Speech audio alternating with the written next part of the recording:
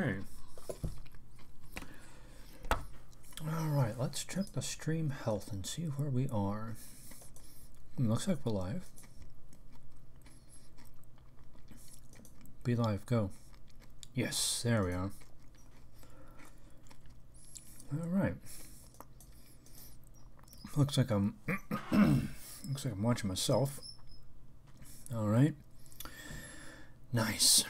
Now I'm watching myself with one or two other people. This is just brilliant. Well, this being the case, I think it's time for music. So, it is now time for the intro. Here we go. Rest in peace, eardrums, in 3, 2, 1, 0. 白岩学園3年 B 組の皆さん、こんにちは。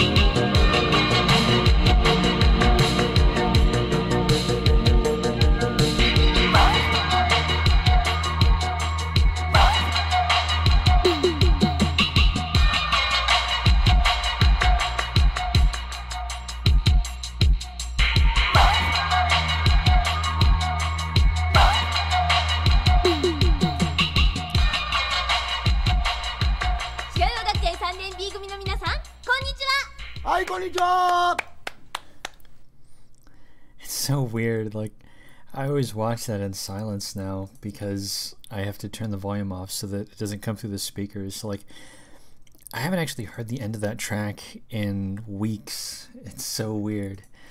Alright. Okay. Well, today I would like to read part of an article. This was, I saw this on my Twitter feed, and I don't know how many people read it, but I think it's worth reading. I think it's really worth repeating. It's worth some real time and attention because it gives a hint as to what I'm about to describe a little later on. Context is important. Sorry, I just had some peanut butter, and of course now my throat is all peanut buttery. My apologies. Context is important, and I'm starting to feel a combination of more pessimistic and more optimistic at the same time. I really do think that our short-term future is going to be super duper unpleasant. I mean, that whole Texas thing is just bleak as all hell. The Democrats having a secured position in the White House indefinitely. I mean, that's basically, the replacement is well underway. And once you understand that we're basically looking at crypto communists getting their way into basically all levels of government permanently, I mean, yeah, that's some hardcore stuff, man. I mean, socialism is no joke. These guys are murderers. These guys are killers.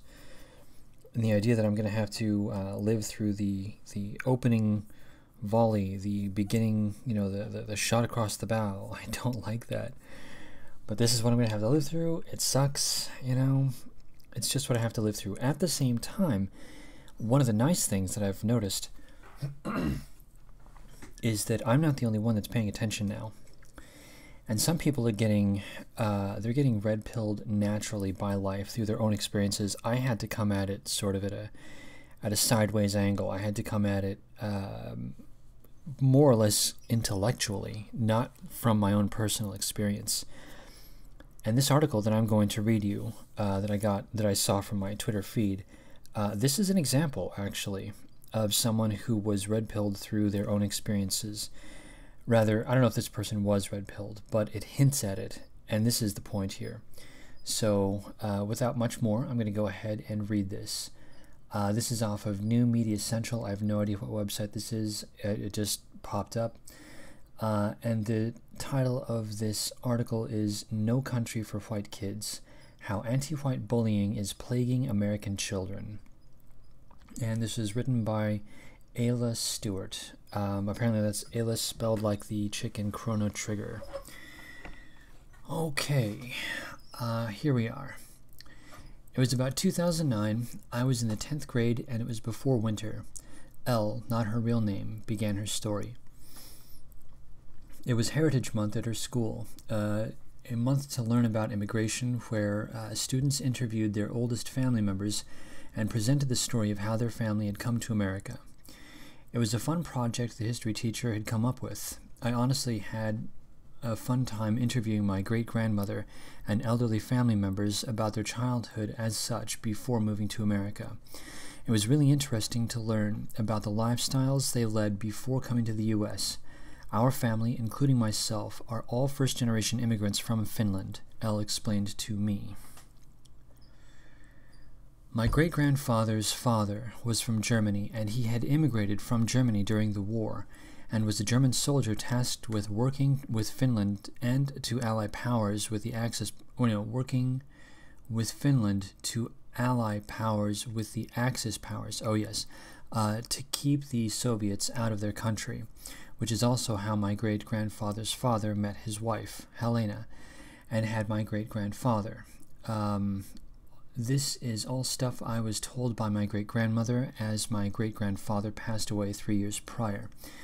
Most Americans would be captivated. So the previous series of sentences were obviously all by Elle in her voice.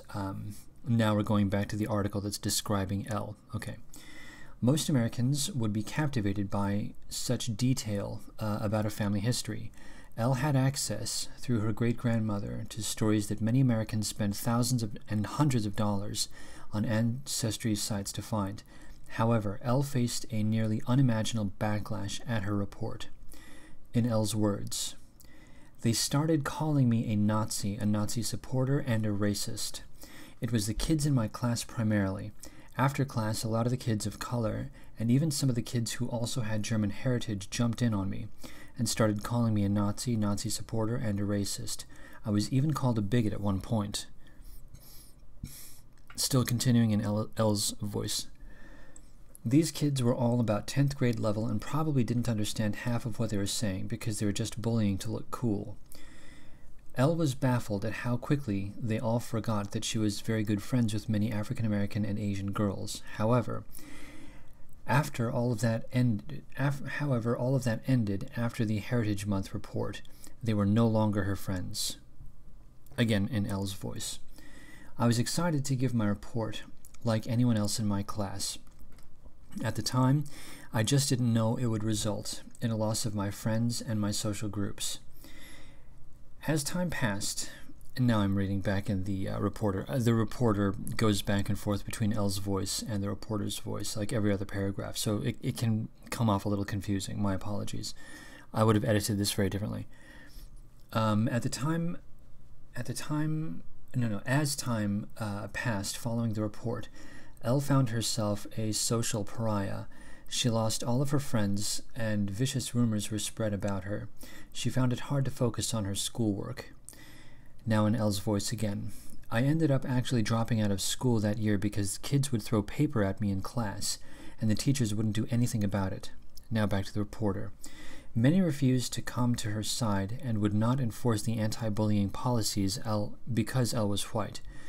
She learned some harsh lessons before dropping out about being white in a progressive America. Now moving back to Elle's voice. I ended up having to self-educate a lot and just came to terms with the fact that the anti-bullying policy was only for African American students and other children who weren't white or straight. Now back to the reporter. The stunning thing was that it wasn't just students of color who piled on Elle. Many white children turned on her as well because of her heritage. Now back to Elle's voice. African American kids, Asian, German kids, some of the other white kids, and even the foreign exchange student from Russia. The only friend I actually managed to keep was from Belarus, and was also a first-generation immigrant like myself, and happened to also be a bassoon player in symphonic band with me. That creepy white supremacist with the boots.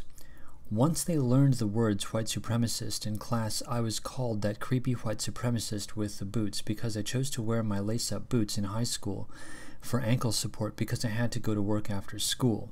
Now back to the reporter's voice. Elle reached out for support from adults in her life, yet found few who were willing to stand up for a white child. Now back to Elle's voice. I tried to ignore them and reported them to the principal, my guidance counselor, and my dad. The only teacher that got involved was my band teacher, who said I could eat lunch in one of the practice rooms in the band class area if I needed to get away from the constant bullying. My dad's words were, "Fuck 'em," and he wasn't very supportive. My acting teacher, band teacher, and art teachers helped me to learn to channel my emotions into my artistic talents and tried to talk to the board, but because they were only arts teachers, they were ignored. Now back to the reporter.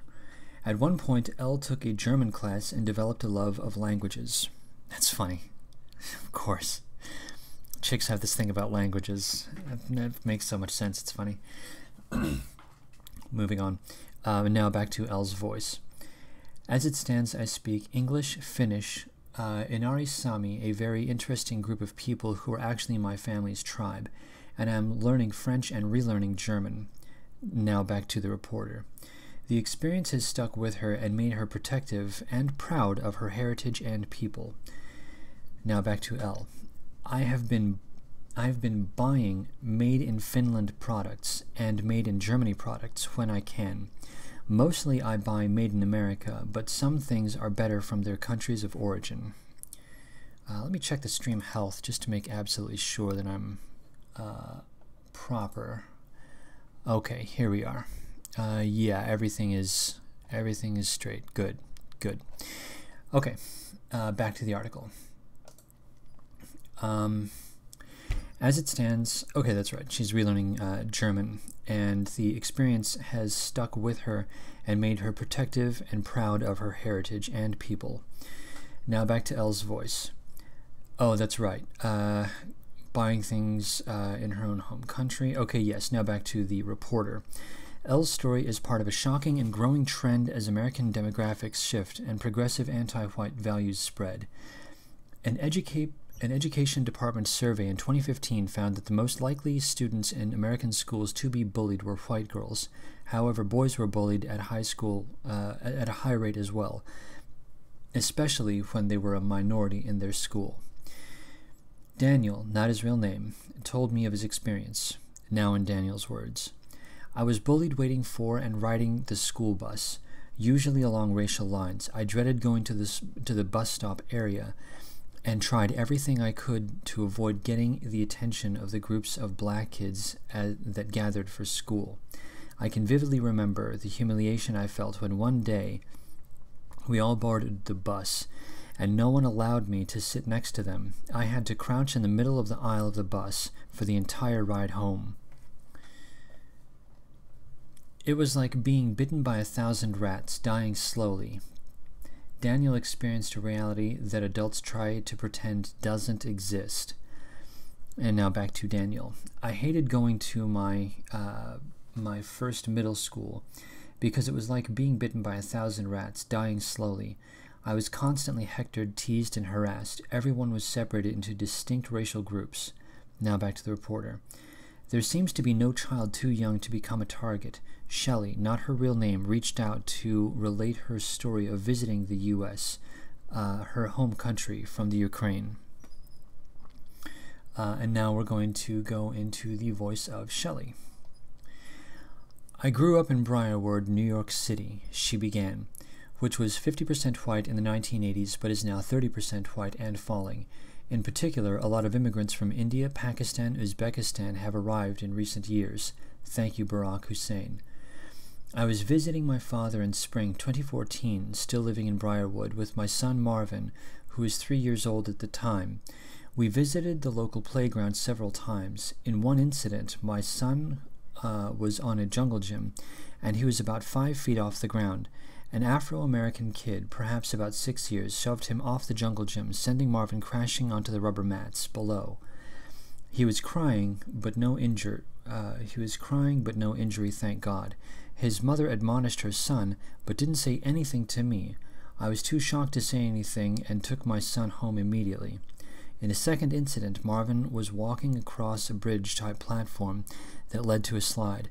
As he was walking, a Hindu-Pakistani boy, same height, probably age as well, shoved him from behind and sent him falling to the floor, hitting his forehead against the ledge. Again, crying but no serious injury, just a bruise on his forehead. The boy's parents came up to me and apologized on his behalf, but didn't scold or instruct their child. Now I understand these might be coincidences, she was careful to say. But, she pressed on, please consider that Marvin was born and raised in Kiev, Ukraine, which is 99% white.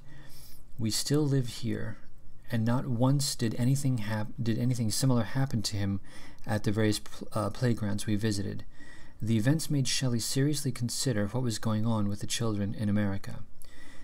Does this anti-white, and now I guess we're going back to Shelley, does this anti-white socialization happen that young, she pondered, or do darker kids view whites as targets? Food for thought. And now we're going back to the author. Many philosophers and scholars who study conflict have often come to the conclusion that difference plus proximity equals war. There are differences in our American schools and playgrounds creating conflict, and are these differences based on... Oh my God, that is a terrible sentence. It's an awful sentence. Here, let me... I may have to reread this one just to be absolutely sure. Clearly, this article was written by someone who is terrible at editing and didn't run through the sentences very, very well. Let's try that sentence again. Are the differences in our American schools and playgrounds creating conflict? And are these differences based on race alone, or is it the inability to culturally assimilate mass amounts of immigrants and engender respect towards the founding people of this country? Again, that's a terrible sentence, but I'm going to continue because I don't want to worry about it. We kind of get the point. There are only 2 more paragraphs. Here we go. In the end, does it matter what is causing the conflict when our society is being inundated with the notion that you cannot be racist to white people no matter how much evidence there is that people are in fact attacking whites, especially white children, based on their race. Again, that's a terrible sentence, but we're going to continue on. We only have one more paragraph. If we cannot even admit there is a problem, how likely are we to begin to honestly look at the reasons behind it? And while the adults try to find the courage to address this epidemic, how many more children are left suffering? And that's the end of the article. Looks like there's a photograph of Ayla Stewart. She looks quite young, so perhaps mid-20s. So I'm going to... I mean, she's consistent with me ideologically, but her terrible sentence structure is quite vexing. But she gets it. She gets it. This is the point. She gets it. That's the real point.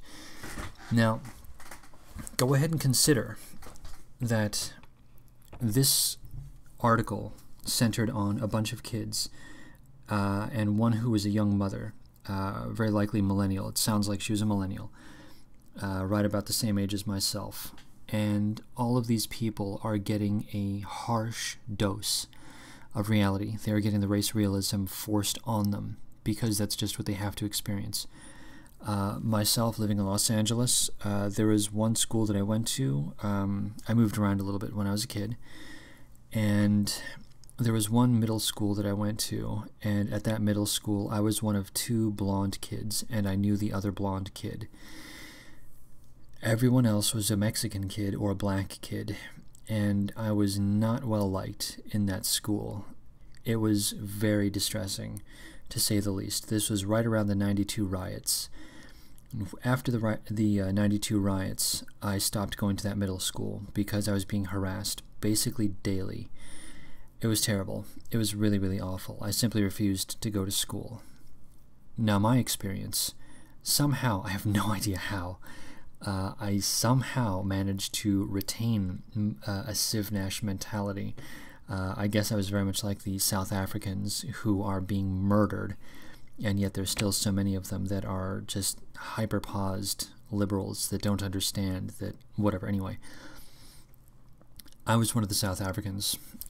Somehow I managed to keep my Civ Nash mindset for a long time. It sounds as though, because I was able to, like, I came from a when I went to this middle school, I came from a predominantly white neighborhood, and I was thrust into a non-white neighborhood.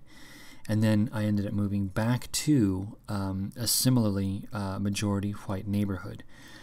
So basically I went from what was fairly close to an ethnash childhood, briefly into a Civ Nash context, and then right back into an ethnash context.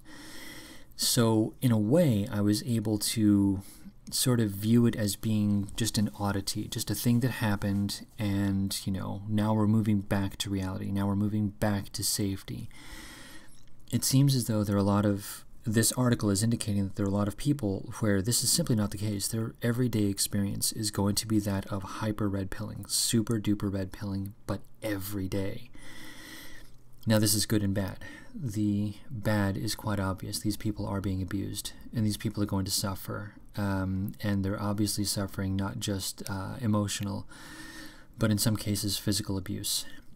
And this is both good and bad because the good side is that they are being red-pilled. The good side is that these people are going to be carved from fucking wood. These people are going to be hardened from the get-go because they will have no choice. Now, this energy needs to be directed in a positive direction, I think. It needs to be channeled into something that is beneficial. And I, of course, refer to Spencer's big dream, dream the big dreams, Sargon, of the ethno-state. Is it going to happen in my lifetime? I don't know. I really don't know. I don't have too much faith in it happening in my lifetime, but I would love to see the groundwork laid for it. At any rate, yeah, really, I like to view this as something that is tragic, but at the after the tragedy happens, once you get to the other side of it, there actually is something on the other side, and that thing on the other side is a bunch of Gen Z kids who know damned well that they're getting the shaft, and they're going to have an in-group preference because they will have no choice but to have an in-group preference. This is actually good news. On a net level, this is good news.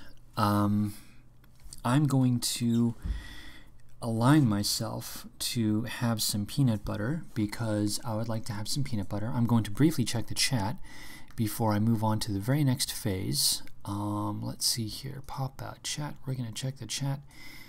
Nice big window so that I can see exactly what's going on. Okie doke. Where are we? Yes, that's right. That's right. 14, buddy. It's all happening now. Where are we? Right wing dance squads can't stop them. Yeah. Yeah, we're going to go to the right wing dance squad momentarily. Where are we? Let's see here. Seething rage intensifies. You better believe it, man. Let's see. Finland was an associate power to the Axis during the continuation war. Yeah, it sounds about right. I mean, and of course, Finland, they were right up against Russia. So, I mean, that Finland, they really had to worry, as far as I'm concerned, if the possibility is of being invaded by flipping communists. Yeah, I'm going to ally myself with just about anyone to make sure that I keep the commies at bay. Those people are animals. Okay, we must clear the name of the brave National Socialists and fascists. These kids need to know that their ancestors were heroes and not monsters. Yeah, well, we're going to get it. We're all going to get it at some point. That is to say, there's going to be much more open discussion going on very soon. Julian Groiper says blondes will go extinct in a few centuries, apparently, if certain trends aren't reversed. Yeah, that's true, actually. I've been looking at just my own city, and the number of blondes has dropped sharply. And I mean precipitously. But I mean, of course, this is because largely of demographic replacement. So it's just the way that it's going right now. Oh, God, it's horrifying. Anyway, yeah, and people with red hair is super rare right now. Like, I've got a couple of neighbors that have a kid with red hair, and it's like, geez, man, that's unheard of now. Like, you don't see people with red hair anymore. Not in LA. That does not happen here, unless it's dyed red. And it's obvious that it's unnatural. It's terrible. Okay, here. The Soviets invaded Finland in the 40s, and the Finns held them off. In 41, the Finns joined the Germans to try to get their territory back. Hell yeah, man, I would too. As far as I'm concerned, commies are the worst. You ally with anyone you need to keep the commies at bay. Okay, all of that said, I'm going to go ahead and have myself some peanut butter. And while I do that, I'm going to play a track, and this track is from way back when I was super duper paused, and the track is written by and performed by a guy who is paused. Literally paused. I mean, actually literally paused, like actually HIV positive, like he's paused, like formally. And his name is Klaus Nomi. He was a really big figure in sort of the underground of New York. And he was a contemporary with David Bowie before finally succumbing to HIV in the early 80s. Now, the reason I'm playing this track is because of the lyrics. Now, of course, before we go too much further, of course, I'm going to get some rolling of eyes because I'm playing something that is like super paused, literally. But whether or not we agree or disagree with this guy's lifestyle, firstly, he's still one of us, number one. Number two, the lyrics of this song hearken to what I'm talking about, and there is a kind of nobility to it that I really appreciate. And I'm going to let the lyrics speak for themselves, and I'll discuss the lyrics and a little bit of the context after the song plays. So with that said, I am going to play After the Fall by Klaus Nomi in 3, 2, 1, 0.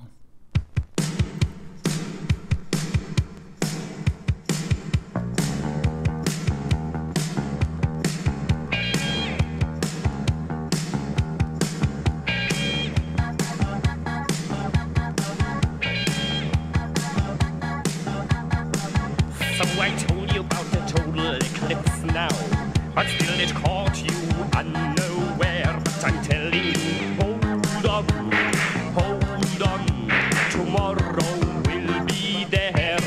And even though you went to church upon Sunday, you thought you didn't even have a prayer, but I'm telling you, hold on, tomorrow will be there. After the fall, we'll be born again. After it all blows away.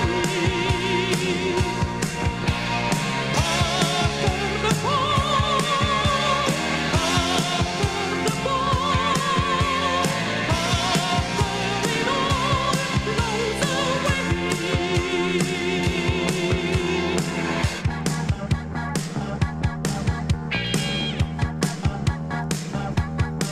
We'll take 1,000,000 years of civilization. We're gonna give it the electric chair. And I'm telling you, hold on, tomorrow will be there. I see 100 million lone mutants, and they are glowing in their dark despair. But I'm telling you, hold on, tomorrow will be there. After the fall, we'll be born again. After it all blows away.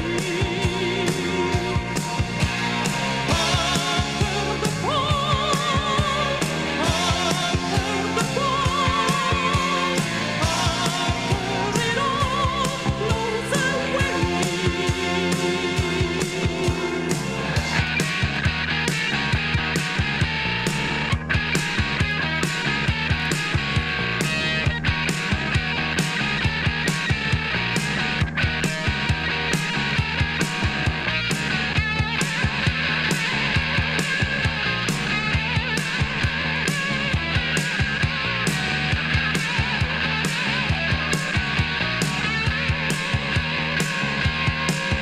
Well, the free shall inherit the earth now, no matter how well done or rare. And I'm telling you, hold on,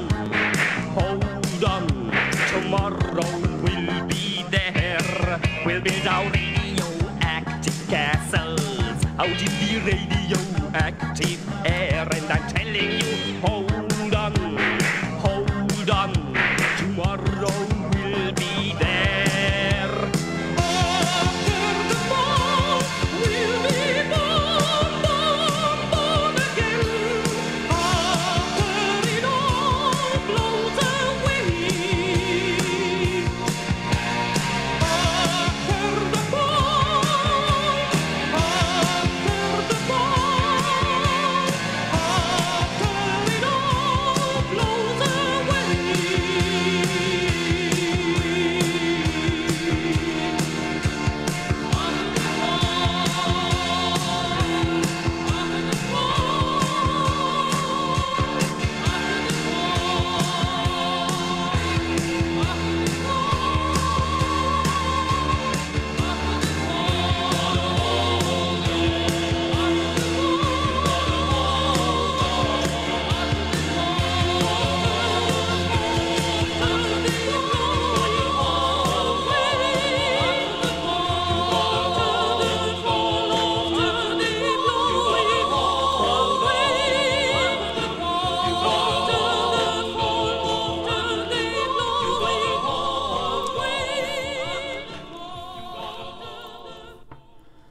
All right, that was Klaus Nomi with After the Fall. Now, the reason that I picked that track, let me transition back to the sunrise. What am I thinking? The reason that I picked that track is because there is something to it that I really like if you think about it on a contextual level. He wrote that and he performed that when he knew that he was dying of HIV. That was actually, if you think about it, that was written to his friends. That was written to all the people that were around him as an indicator that he's going to die and it's going to suck. But they need to keep pressing on in life in general. I think that's a fantastic sentiment. and this is more or less where I am on a mental level right now. I understand very well that the near future for America and Europe is going to be really, really unpleasant. And I don't care for it, and I'm not looking forward to it, but that's just what I'm going to have to live through.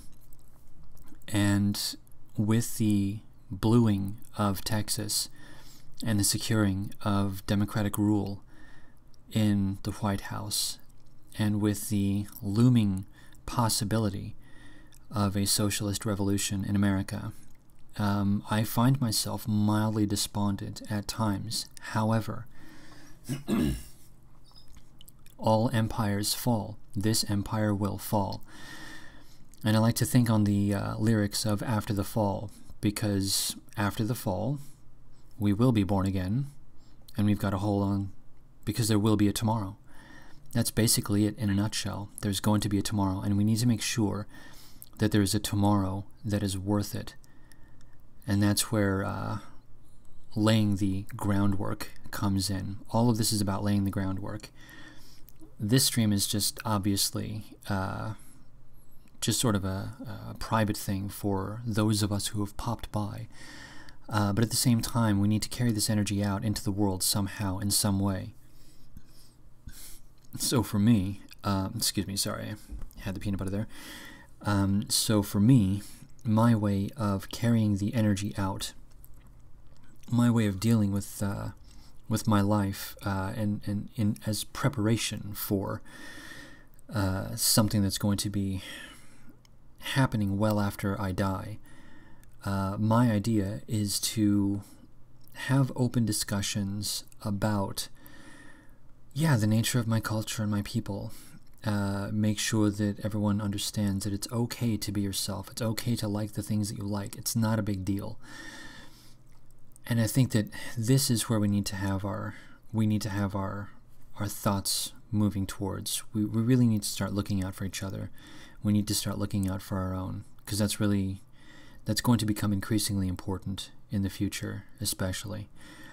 So anyway, that's enough dwelling on that. I'm going to see what's going on in chat. To see what's going. Yes, Eke is quintessentially white. Yeah, that's true. That is true. All right. Oh my God, there's so much going on in chat. There's so much happening in chat. Okay, I'm gonna have to pop out the chat. I like the pop out chat tool. That's a really cool tool. Whoever came up with that idea deserves a raise, because now I can actually see what the hell is going on. Okay, good. All right. What's notable about that article is how, apart from whinging, these whites will just sit there and take it. It goes back to my point that there is no spontaneous defense mechanism in the masses. Yeah, on a larger level, I agree. And this is one of the reasons why I really think that we need to make sure to encourage people to... I really like that sticker campaign, the It's Okay to Be White sticker. That's a fantastic sticker campaign. And I think this is a great way of fomenting something that will resemble a response to the anti-white propaganda. I think this is... I mean... The whole reason that I'm going to be engaging in media at all, outside of these streams, I really like these streams, but I'd like to try to put something out that's a little more universal, a little bit more normie friendly, rather Gen Pop friendly. The only way that you can actually have people, the only way that people will start to defend themselves is if they value themselves, and if they value their group enough to defend themselves and or their group. And sadly, whites are being told that their group is not only is not only not worth defending, it's worth attacking. This needs to be counter-signaled, and it needs to be stopped as quickly as possible. And this is why, from a media standpoint, I think we need to really think about just making sure that the message, it's okay to be white, white people are okay, we've done really good things in the past, there are a couple of assholes, obviously, but that's the case with all groups, so who freaking cares? Focus on the good things, When you're relaying this to the Gen Pop, I don't think it's a good idea to focus on. I mean, if you're only coming at it from the standpoint of it's okay to be white, you should not think about crime stats of minority groups. Blacks and Mexicans and so on. I think the focus should rest squarely on the good things, the positive things that have come out of Western civilization.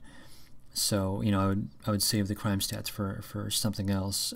But anyway, yeah, for media presence, I really think that we really need to basically push the "It's Okay to Be White" campaign in some way. Maybe not as directly as the stickers in all cases. The stickers are great and I really like them. But if you're going to be making music or novels or whatever, I think the message should be implicit rather than explicit. Similar White Pill, by the way. I completely forgot about this until just now. I was going to do a stream earlier today, and I didn't for reasons. And instead, I went to the store, and somehow, exactly the right circumstance and situation and interaction happened, where I ended up talking to a soy boy in my local grocery store. And he's the kind of guy that's a fairly tall guy. I think he's Castizo, but I'm not sure. He looks like the kind of guy that presents white, acts white, but doesn't self-identify as white. It's hard to explain. If you lived in Los Angeles, you would understand exactly what I mean. Anyway, I was talking to this guy, and the song Mexican Radio was playing on the PA system. You know the song, I'm on a Mexican radio, I'm on a Mexican. Anyway, it's a really funny song. It's really stupid, and I like it a lot. Obviously, when I was a kid, when I first heard it, it was just the most hilarious thing I'd ever heard because it was stupid and silly. And I love stupid, silly bullshit.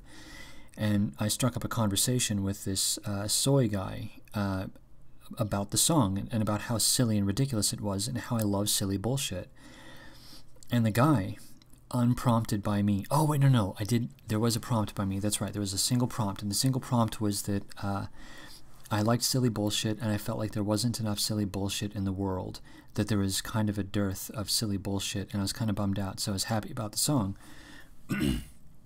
because it reminded me of pleasant things. Okay, so I did prompt him. Okay, coming back from that, though, he ended up agreeing with me, and he was talking about how he was now interested in watching 90s sitcoms because, in his words, I'm paraphrasing because this happened many hours ago and I don't recall exactly what words he used, because in his words, comedies like what was happening in the 90s aren't made anymore.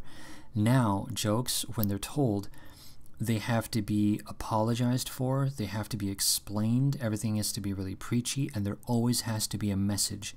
And he rolled his eyes at the message part. Now, the reason that I mentioned this as a white pill is because some streams back I had mentioned a black guy that was a big proponent of superhero movies not being subverted by all of the social justice race politics.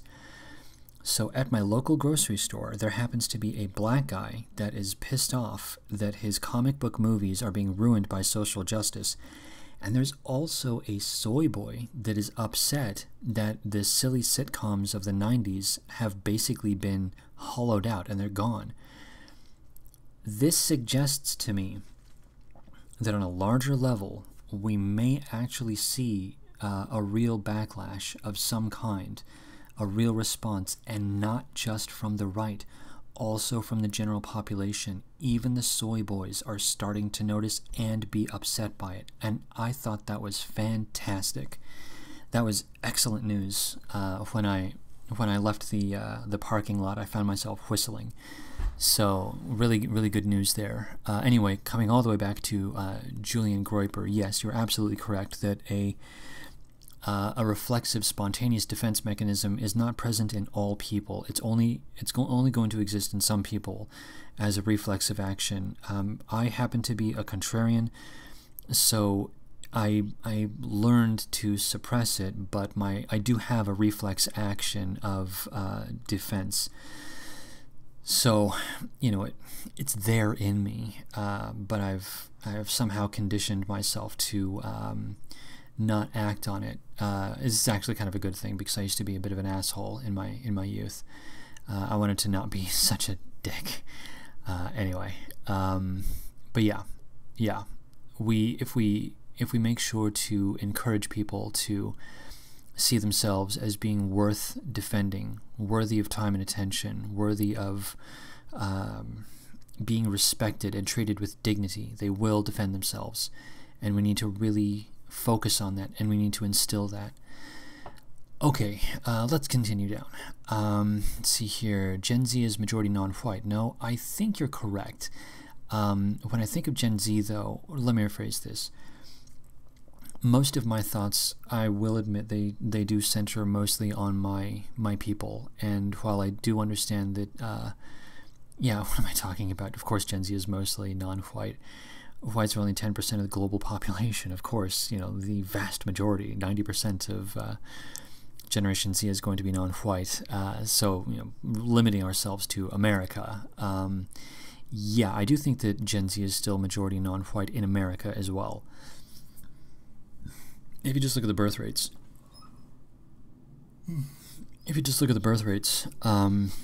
for the first time in a little while, we had more whites born than non-whites born in 2017, I think, which was really big news in certain circles.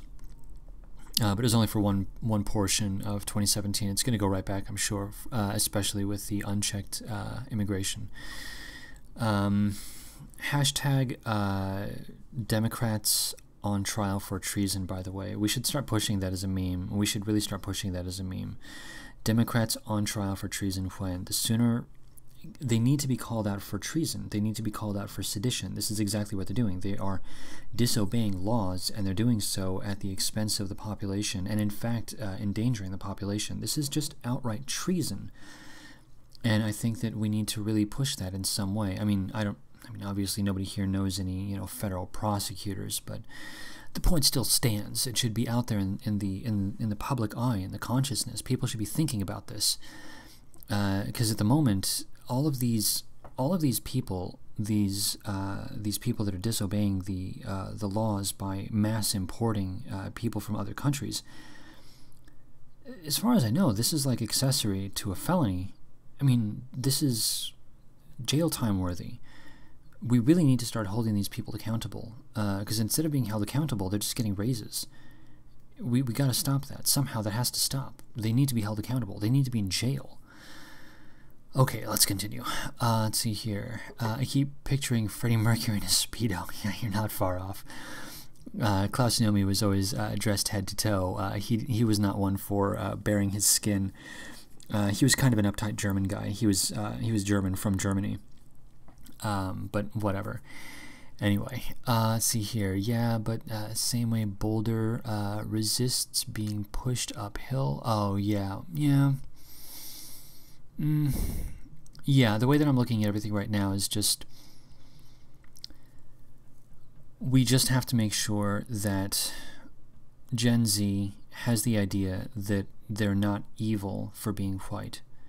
That's really the only thing. Because once they value themselves, and once they start looking out for each other, they'll stop putting up with bullcrap. And we need to really push that. We need to help them. We need to support them. We need to encourage them as much as is possible. That way they do stand up for themselves. And by extension, they'll be standing up for us as well. Fact of the matter is, I'm approaching 40 years old. So I've got more years behind me than I have ahead of me, which means that I'm going to have to rely on Gen Z to be able to take care of me once I get to the point of being basically a crusty old fart in an old folks home, relying on people to do silly things like cook me lunch because I can't do it on my own. I'm going to need people that are going to be there to help me, that are going to value me as a human being. And I think that this is what, and it'll be much easier if they are of my kind and if they value me and don't hold me in contempt and as an evil white man. So I think we really need to be, this needs to be pushed. It has to be pushed. It has to be supported. Okay, let's see here. Why do I just picture, oh yeah, the kid from Peanuts that tucks his head down and shuffles back and forth. Yeah, that is me. That's totally me. Yeah, it's true. Anyway, the operatic enthusiasm is growing on me. Yeah, I actually really like, I started to like opera a little while ago, and Klaus Nomi is an easy sort of transition, because I'm not even into rock and roll, to be perfectly honest.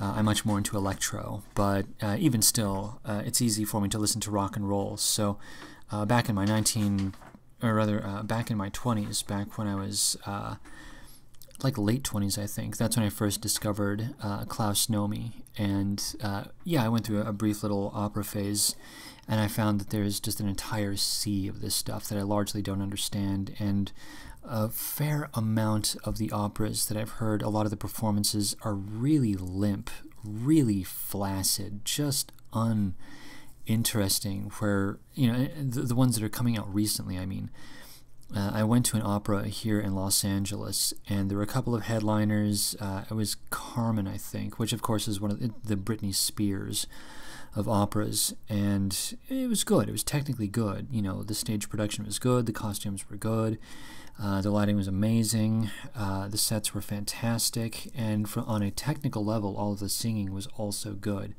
and yet it still felt completely soulless. And that was the weird thing. I was in an opera and I didn't feel a fucking thing.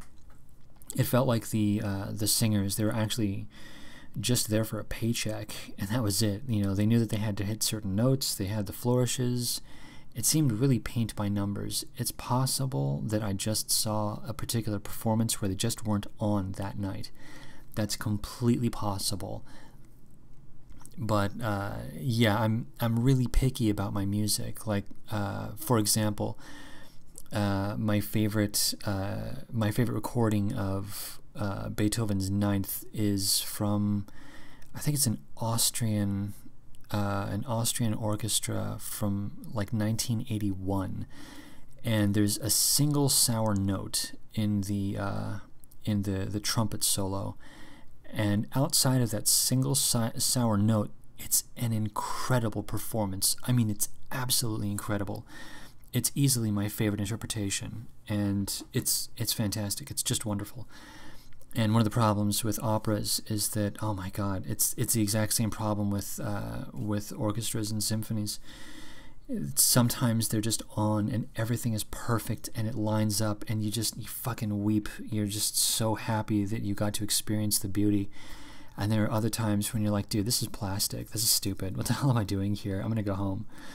It's such a hit miss. It's a real hit miss. Anyway, whatever. Yeah, opera. There's room in my heart for opera, but I have yet to find the good stuff. So, you know, what are you going to do? Anyway, all good. Not every song needs to be danced to. Even a little shoulder movement or foot tapping. Yeah, that's right. That's all you got to do, man. That's all you got to do. As long as I like the music, that's all that really matters. Let's see here. Oh, no.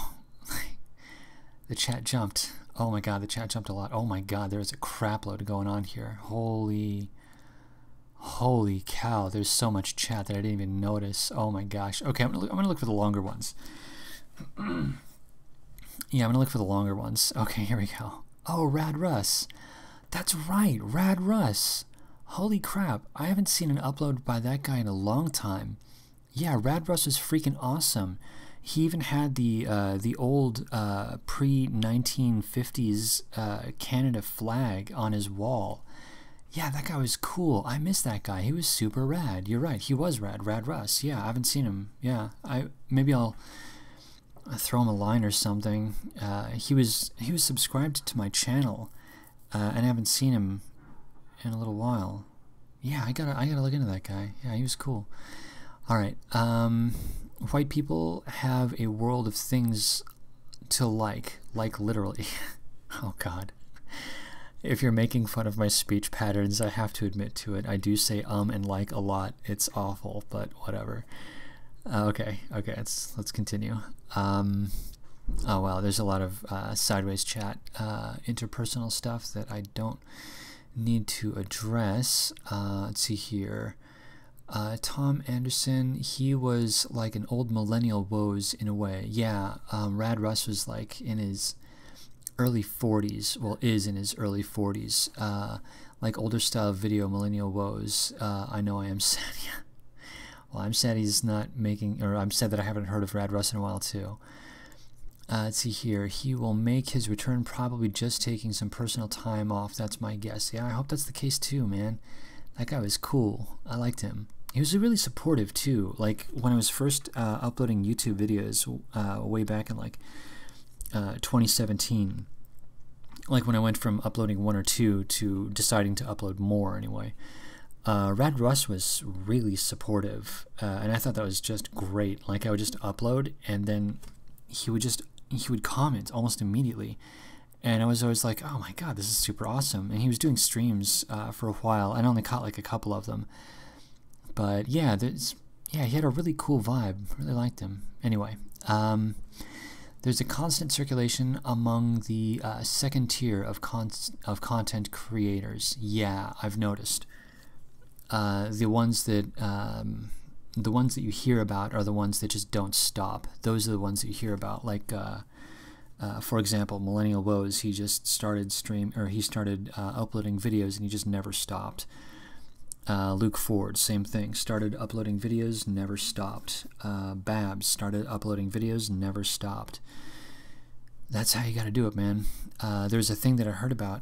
I think it was Ray Bradbury, but I don't remember. It was a sci-fi author, and this particular sci-fi author, he was saying that the authors that you read, the authors that get published, the ones that are working authors, are the ones that just don't give up. They're the ones that somehow managed to keep going. They somehow managed to keep producing, and that's the way that, you know, the ones that don't fall down, the ones that don't crumble. And that's kind of how it has to be in a way. You know, I don't see any way out of that. You have to just keep at it. There's no way out of that. But whatever, anyway. Yeah, the second tier ones, like I've seen a lot, yeah, of people coming and going. And I mean, whatever, that's just the way that it's going to be. That's always the way that it's going to be. The people that are high output, they're always going to have an audience, and they will be known. Even if it's only in a lesser circle, they will be known. And you can have amazing talent, but if they only put out a couple of things here and there, no one's going to know that they even exist.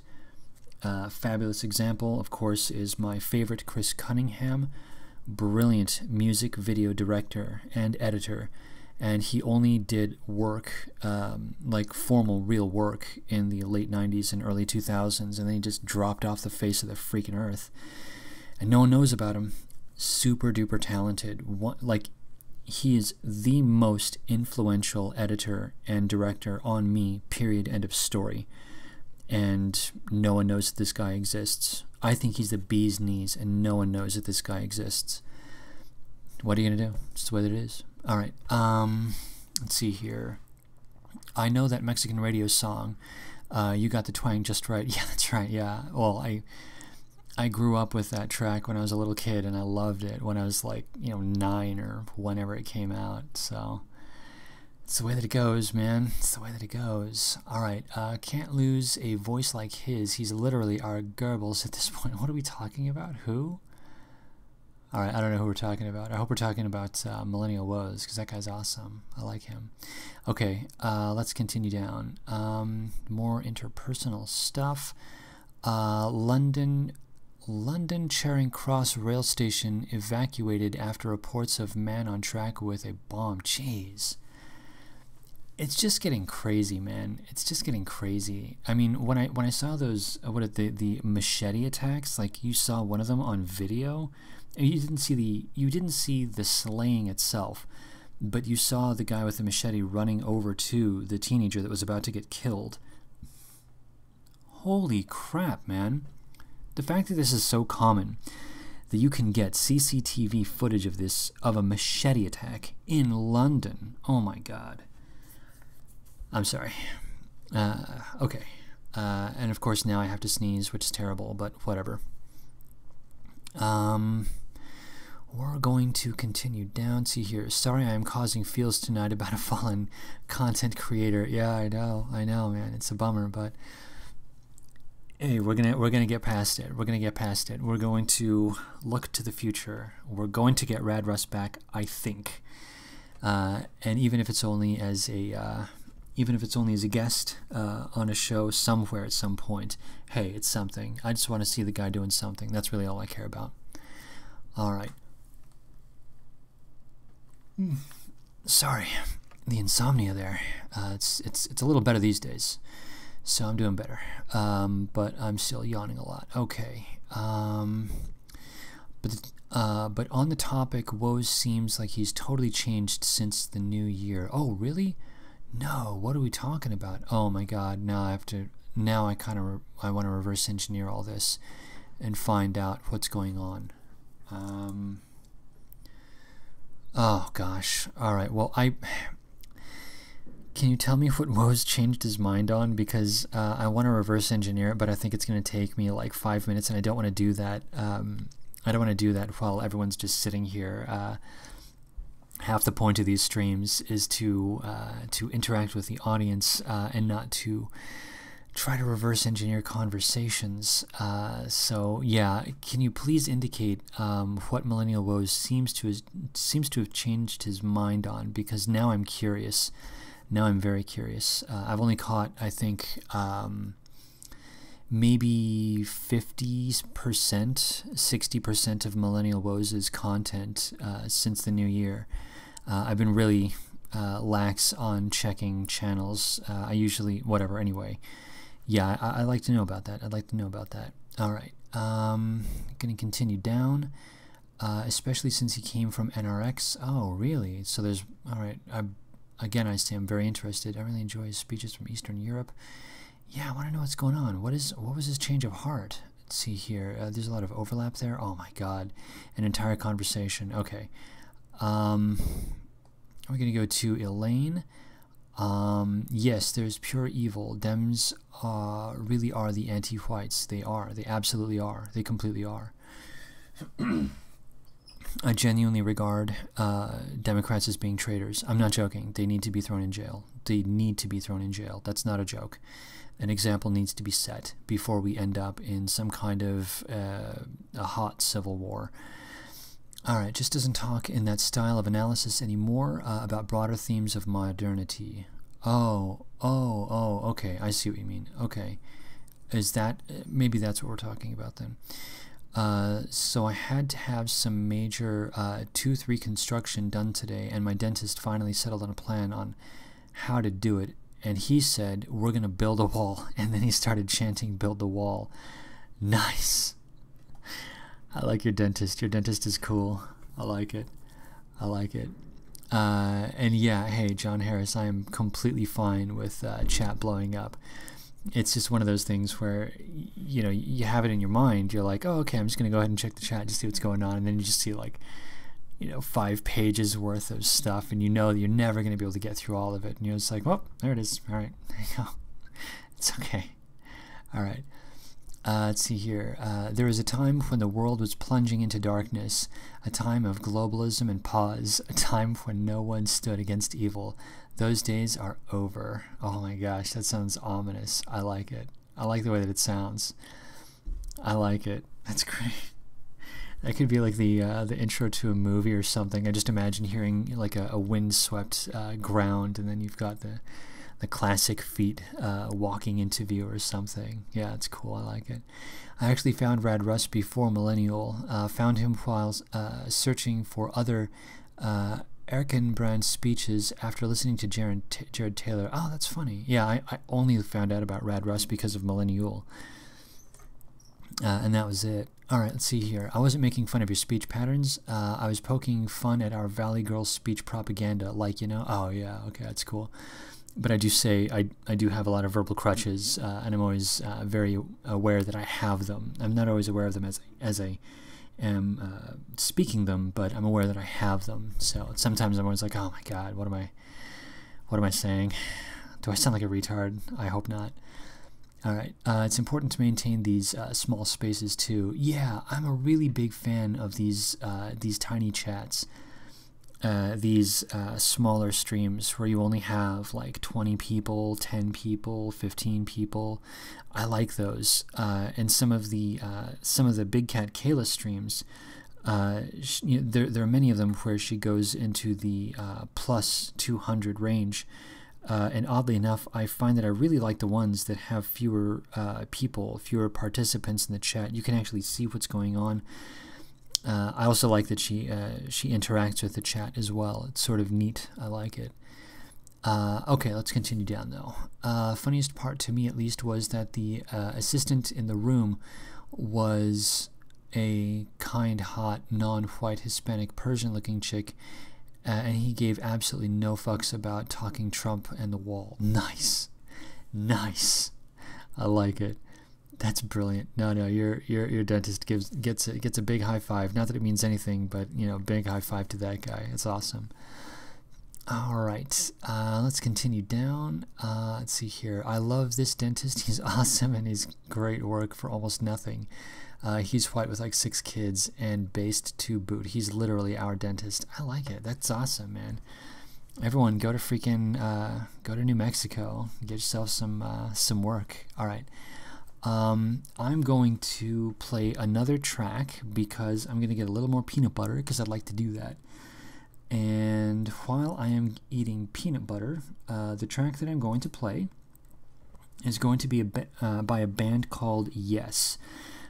Yes is a British prog rock band that started in the 1970s. They have a very big catalog. They have a couple of very famous tracks, and the track that I'm going to play is from their Sellout album because, say what you will, it's a really good album, and as Sellout albums go, it's brilliant. The album is 90125, and that was the album that featured Owner of a Lonely Heart. This is track number 2 off of that same album, and it fits, in my opinion, very neatly, thematically, with the Klaus Nomi track that I played earlier. So, with that, I am going to play Hold On by Yes. Rest in peace, eardrums, in 3, 2, 1, 0.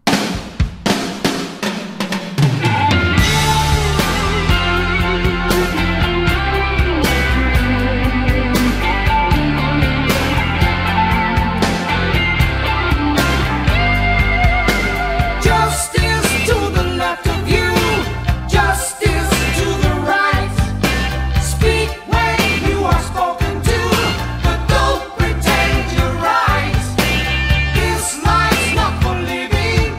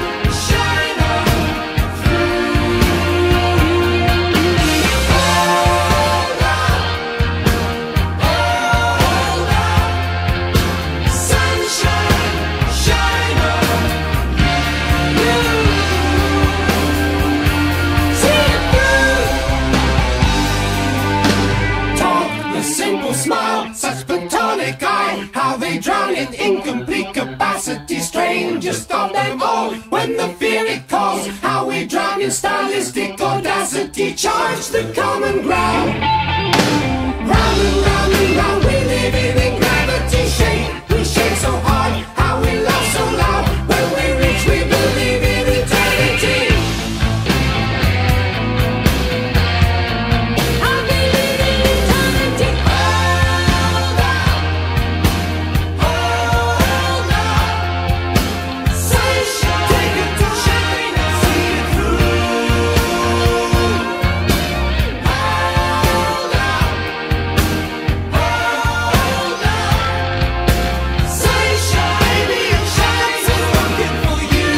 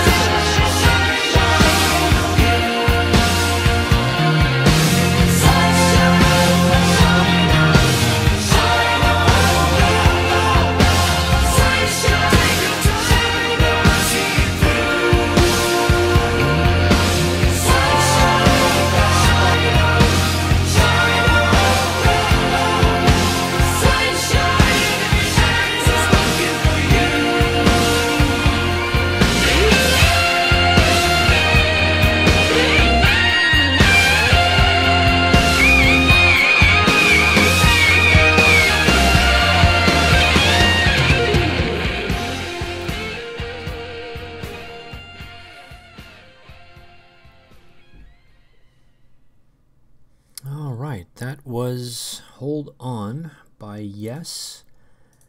I freaking love that track. I love it. I do. Okay, all right, let's go back to the chat. Let's go back to the chat and see what's up. And yes, Anon, taking out Gibbs immediately solves the problem. Because if you think about it, the most of them, they're on the Gibbs. The only reason they're coming here is for the Gibbs. Take those things away, and there's no reason for them to be here at all. Absolutely zero reason to be here. So I think that one of the big things at some point is going to be for whites to basically put their foot down and say, look, we're just not going to pay for this shit anymore. We're just not going to do it. And I think, I mean, I don't know how one would actually go about doing that, but I think it's going to be inevitable. Once the system collapses, as it must, there's going to be the obvious question of, okay, great, so now that we have a completely failed and collapsing economy and state, so how do we reform it?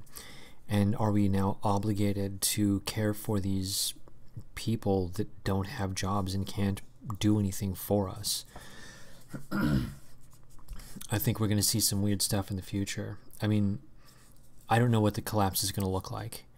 I don't know what, because I still think that we're going to have, once the socialists get into the White House, you know, once you have a supermajority Democrat-ruled government, I think it's inevitable that we're going to move into some kind of an attempt at a socialist coup. I don't see any way out of that. And I really think that we're going to end up with a complete calamity economically, as well as on a government level at some point. I just don't know what it's going to look like. I don't know how it's going to manifest. I mean, to me, it's completely unpredictable. I've never seen anything like this in the United States before. the combination anyway of communists and a shifting demographic, and of course the end of empire. You put all these things together, and it's devastating. I don't know what it's going to look like. Sorry, the peanut butter really got to me. This is what happens when you stream at midnight like an idiot. Okay, let's continue. But yeah, the idea of getting rid of the Gibbs would be just amazing. That would be fantastic. And yeah, self-removing kebab and everything else at that point, which I would love. I mean, of course, I'm referring to Europe when I say kebab. Here would be taco or something. All right, let's continue. It only takes a relatively few strategically placed people to turn around severe problems. A quantity of quality. Yes, I agree.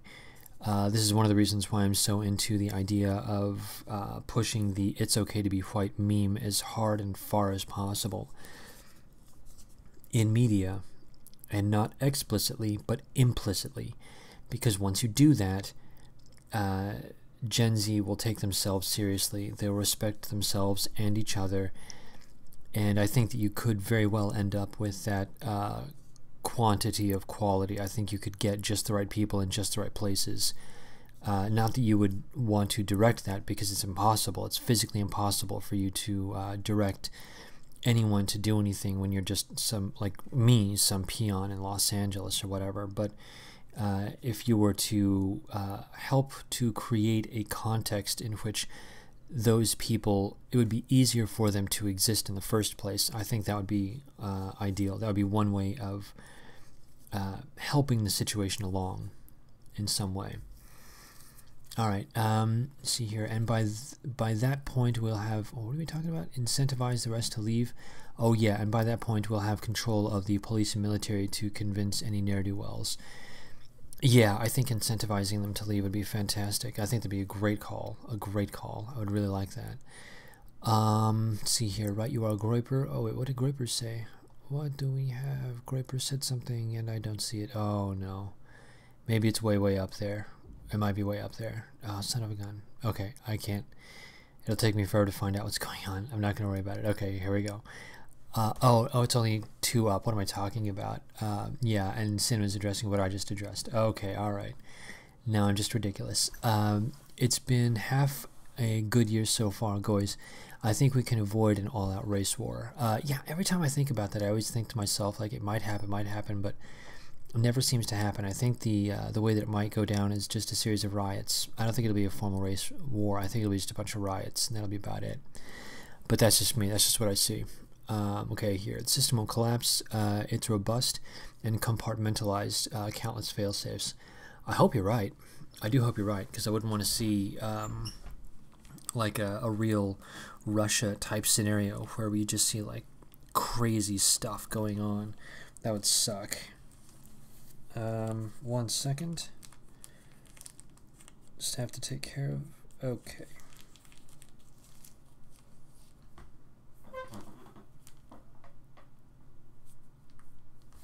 Sorry about that. Had to take care of something, but everyone's okay now. Okay, very good. We're all good. Let's see here. I hope Trump either wins big or fails big. Either way, Uncle Sam won't be in the way when the home continent decides to take out the trash. Yeah. Okay. Okay. Either way, Uncle Sam won't be in the way when the home continent. I wonder what you mean by that. I'd like to hear more about that thought pattern, because I think I understand it, but I'd like to know a little bit more about it. It sounds like an interesting concept. Please elaborate, Julian Groiper. The system will collapse, robust. Oh yes, of course. Let's see. The system is full of extremely intelligent people who think about this. Yeah, I do understand that, but at the same time, there's certain physical limitations to all systems, and I just wonder if we're going to meet some of those physical limitations. You can't inflate things indefinitely without suffering the problem of hyperinflation at some point. I just wonder if we're going to go through that. That's all I mean. A depression would be horrible because Globo Homo Gayplex would frame it to push their narrative and agenda even further. I think you're right about that, by the way. Tom Anderson, or rather Sin says, at Tom Anderson, also you overestimate the robustness of the system. In reality, it's quite fragile and is inevitably going to grenade like a worn-out camshaft. I tend to think that Sin is right, only because there are lots of economies that have bottomed out sooner or later because of fractional reserve lending. So I just think that it's probably going to bottom out. That doesn't mean that, you know, we enter Mad Max territory or anything. It's just that, okay, fine, so now that it bottomed out, we got to figure out something as quickly as possible. It takes time, but it's possible, you know. But yeah, whatever. That's what I think. I think Sin's right, but I could be wrong. Sin could be wrong. It's tough to say. I'm not an economist. I don't know the future. Let's see here. I might have already told you my dad served in the South Pacific, and he said that New Zealand was the most beautiful place he'd ever seen. Hey man, that sounds like a great place to be. I tell you what. New Zealand. Let's see here. New Zealand is God's own, but gradually turning into Singapore. Oh no. Oh, that sucks. Well, I guess it's happening everywhere. It's happening absolutely everywhere. So what are you gonna do? And he said New Guinea was the nastiest place he'd ever been, that he'd ever seen. I have a photo of my dad holding up 2 wild baby pigs. Dang, that's rough, man. America will show any attempt made by Europeans to rectify their situation, but not under Trump. America will show any attempt made by Europeans to rectify their situation. America will... Okay. Okay, I see what you mean. Right, so Hillary Clinton, for example, would stop Europe if they decided to remove kebab. Okay, I get that. I kind of agree with that. He's saying that Zog won't be able to use America to stomp out the European people again.